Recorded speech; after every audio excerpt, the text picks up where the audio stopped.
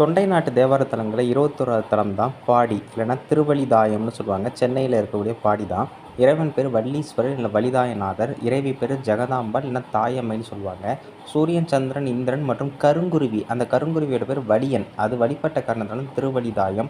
சம்பந்தர் 1ஆம் திருமுறையில் 3ஆம் பதிகத்தில் இந்த கோயிலை பற்றி பாடியிருக்கார். கல்வெட்டுக்களில் ஜெயங்கொண்ட சோழ மண்டலத்து புலியூர் கோட்டமான சங்கம சோழ வளநாட்டு அம்பத்தூர் நாட்டு திருவலிதாயம் வலிதாயமுடைய நாயனார் கோயில்னு குறிப்பிடுறாங்க. அந்த காலத்தில் இந்த போர்க்கருவிகள் எல்லாம் பதுக்கி வைக்கிற இடமாக இது இருந்தனால பாடி அப்படின்னு குறிக்கப்பட்டிருக்கு. இது திருஞான சம்பந்தர் புராணத்தில் சேக்கிழாரும் குறிப்பிடுகிறார். பார்த்திவேந்திர பல்லவரோட 6வது ஆட்சியாண்டு கல்வெட்டில் 1350 குழி நெல் அதாவது நிலம் இந்த கோவிலுக்கு தானம் அளிக்கப்பட்டிருக்கு. அதே மாதிரி பார்த்திங்கன்னா அந்த கொரட்டூர்னு ஒரு ஏரியா இருக்குது பார்த்திங்களா, அது அந்த காலத்தில் பராந்தக சதுர்வேதி மங்கலம்னு குறிக்கப்பட்டிருக்கு. வில்லிவாக்கம் அப்படிங்கிறது பழைய காலத்தில் வில்லிப்பாக்கம்னு குறிக்கப்பட்டிருக்கு. அந்த பெயரோடு இன்னைக்கு வரைக்கும் இருக்கிறது குறிப்பிடத்தக்க விஷயம்.